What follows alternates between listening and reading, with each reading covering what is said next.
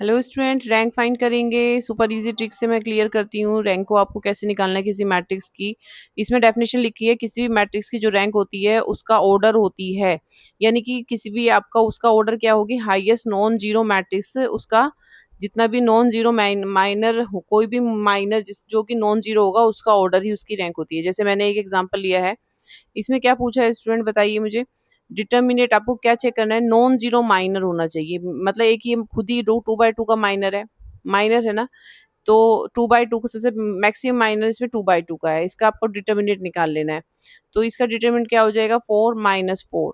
Clear, zero आ गया है आपके पास। क्या आ गया है इसका determinate, maximum two by two का माइनर का आप डिटर्मिनेट चेक कर रहे हो विच इज जीरो। तो इसकी रैंक कितनी हो जाएगी, जो माइनर का ऑर्डर है, माइनर का ऑर्डर कितना है, टू है, उससे वन लेस, क्योंकि जीरो आ गया, ये याद रखिए, जीरो आने पर एक लेस हो जाती है, इट मीन्स वन। लेकिन आपके पास वन के भी दो केसेस बनते हैं, या तो वन आप चेक करोगे कि कोई भी non zero element one order का होना चाहिए, क्योंकि ये सभी नॉन जीरो एलिमेंट है।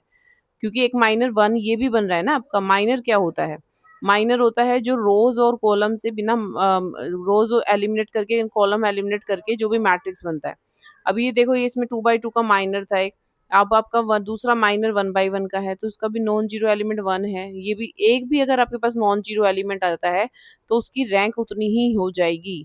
क्लियर, तो हमारे पास इस पहले अब से इससे ये क्लियर हुआ है कि इसकी रैंक वन टू से वन लेस हो गई, तो वन हो गया आपके पास। लेकिन वन भी चेक करेंगे कि क्या वन माइनर भी आपके पास नॉन जीरो है। यस, वन माइनर भी आपके पास नॉन जीरो है, जैसे वन है, टू है।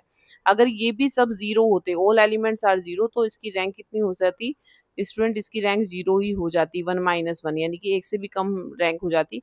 लेकिन ये केस बहुत मुश्किल से पॉसिबल होता है। ये केस तभी होता है जब सभी एलिमेंट जीरो हों।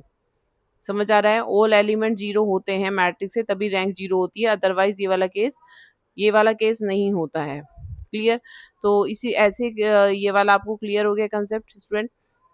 एक मैंने यहाँ पर लिखा है सुपर फास्ट ट्रिक, ऐसे याद रखना। देखिएगा, 2/2 का मैट्रिक्स चेक करें, determinant not equal to zero आ गया है तो रैंक टू ही हो जाएगी। डिटर्मिनेंट अगर जीरो आ जाता है तो एक रैंक वन लेस हो जाएगी, 2 - 1।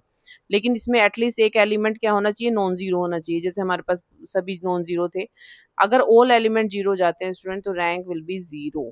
क्लियर स्टूडेंट, ऐसे ही आप 3/3 के लिए चेक कर सकते हैं। अगर 3/3 के मैट्रिक्स का आप डिटर्मिनेंट निकालेंगे और उसका भी आपका नॉट इक्वल टू जीरो आ रहा है तो उसकी रैंक कितनी रहेगी, 3 रहेगी। देन आपको अगर जीरो आ जाता है, उस केस में जीरो आते तो आप एटलीस्ट आपको एक दूसरा माइनर चेक करना है 2/2 का। अगर वो नॉन जीरो आता है तो रैंक टू हो जाएगी स्टूडेंट। अगर वो सभी ये भी आपके सभी ऑल माइनर जीरो आते हैं तो रैंक वन हो जाएगी स्टूडेंट। ठीक है स्टूडेंट, ऐसी ट्रिक के लिए मैं चैनल